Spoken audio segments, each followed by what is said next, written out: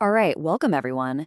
In this explainer, we are going to get into two of the most common questions you'll ever ask in Mandarin. How old are you? And what's your phone number? But listen, we are not just going to memorize phrases here. We're going to do a real deep dive, a proper analysis into the incredible cultural and linguistic logic that makes these simple questions, well, not so simple. By the end of this, you won't just know what to say, you'll understand why you're saying it. And that right there is the leap from being a student to being a true communicator. So let's just jump right in with a question that really sets the stage for our entire discussion today. You've probably learned the phrase 你多大. I mean, it's in chapter 1 of almost every textbook. But here's the thing, knowing the words is only maybe half the battle. The real key to mastering this language, to getting that fluency we're all after, is understanding the cultural context. That's what tells you when to say something, and maybe more importantly, when not to. And that's exactly what we are going to unpack today. Okay, let's dive into our first main topic. We are going to deconstruct the two main ways to ask someone's age in Mandarin. 多大,多大, and 几岁,几岁. Now, on the surface, they both seem to mean how old, right? But their usage is actually super specific and is governed by social context. Now, using the wrong one, it's not the end of the world, but it can create a little bit of social awkwardness. It kind of marks you as an outsider. So let's figure out how to get it right every single time. Let's start with a really common scenario. Imagine two university students, maybe meeting in the dorms for the first time. Let's just listen to the flow. Speaker A would say, 请问你多大?请问你多大? Let's break that down. 请问 is our polite opener. It's like saying, excuse me, or may I ask? Then we have 你, that nice rising second tone for you, and our key phrase, 多大, a strong falling fourth tone, meaning how old. Speaker B then replies, 我20岁,我20岁. Pretty simple. 我 for I, 20 for 20, and 岁 for years old. See? A very straightforward, very appropriate, and really natural conversation between two peers. Okay, now let's completely switch gears. Let's see how this whole conversation changes when an adult is talking to a young child. The tone of voice gets a little warmer, a little more gentle. Speaker A says, 小朋友你几岁?小朋友你几岁? Let's analyze this one. 小朋友 is such a great phrase. It's a warm, friendly way to address a child, literally little friend. Then we have 你, again for you, but here's the big change. The question is now 几岁?几岁? It also means how old, but it's totally different. The child replies, 我5岁,我5岁. I am 5 years old. So the answer has the same structure, but the question itself is fundamentally different. And this distinction, this is one we absolutely have to master. This slide, right here, this really gets to the heart of it. I want you to really lock this into your memory. Let's look at 多大.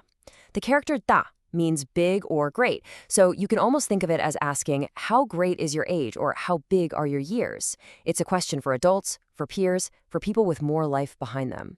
Then we have 几岁. The character 几 is a question word that specifically means how many, but, and this is the key, it implies you're expecting a small number. So the rule of thumb is use 多大 for anyone over 10 and 几岁 for anyone under 10. It's a simple distinction, but it makes a world of difference. And to really make this rule stick, we have to look at the characters themselves. I always say, understanding the logic of the characters is the key to real mastery. So, like we said, 多 means how, and that means big. So 多大 is asking about the magnitude, the bigness of your age. But now, let's zoom in on G. This is such a useful character. It means how many, but it has its built-in expectation that the answer is going to be a small number, almost always under 10. So when you ask a child, 你几岁, you're linguistically signaling, I expect your age to be a small number. It's this beautiful internal logic that explains why it's only used for children. Okay, so we've nailed the what and the how, but now we need to get into the much deeper and frankly more important question, the why. You know, in a lot of Western cultures, asking an adult their age can be a bit rude, even taboo. But in many Chinese-speaking cultures, it serves a really vital social function. This is where we move beyond just memorizing rules and start to develop real cultural competence. For any of you who are thinking about living, studying, or working in a Chinese-speaking environment, this slide is absolutely crucial. Asking for someone's age is often not just about curiosity, it's about finding your place in the social order. It's the main way you establish the social hierarchy in a new group. See, knowing if someone is older or younger than you immediately tells you how to address them respectfully.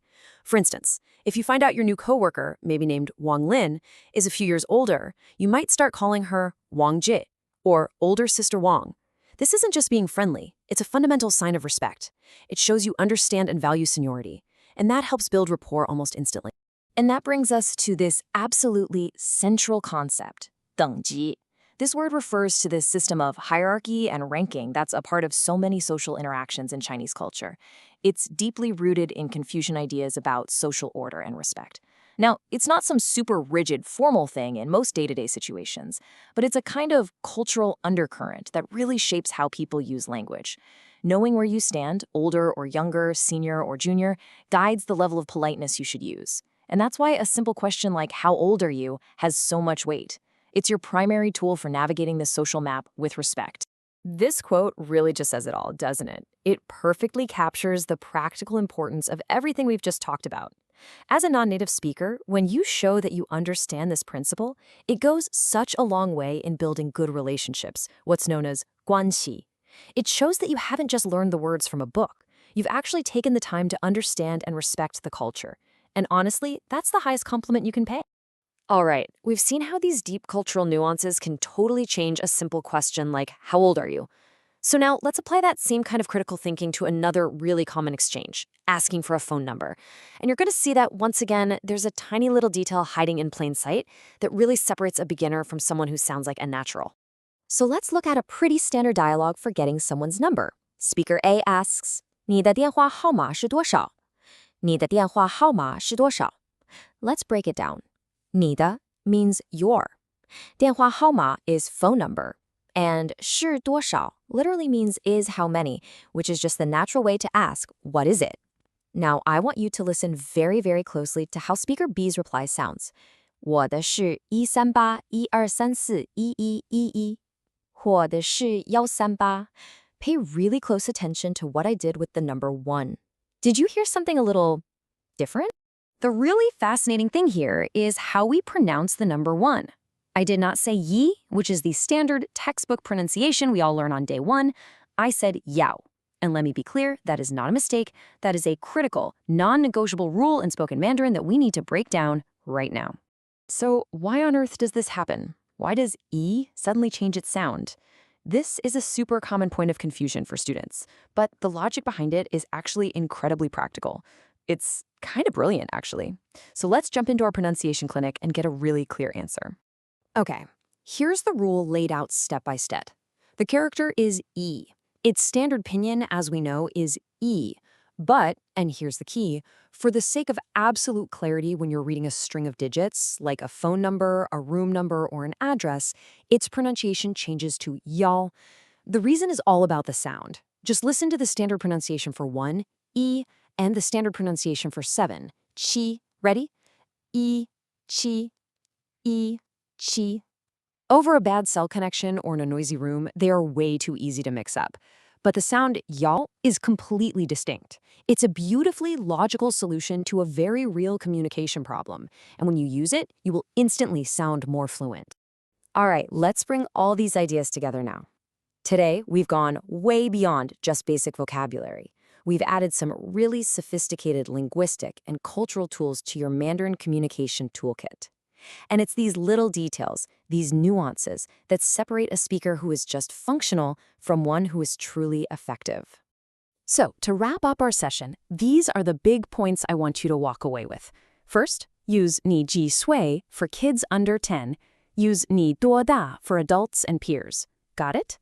Second, remember that asking about age is all about understanding the social hierarchy, that concept of 等级, and showing respect.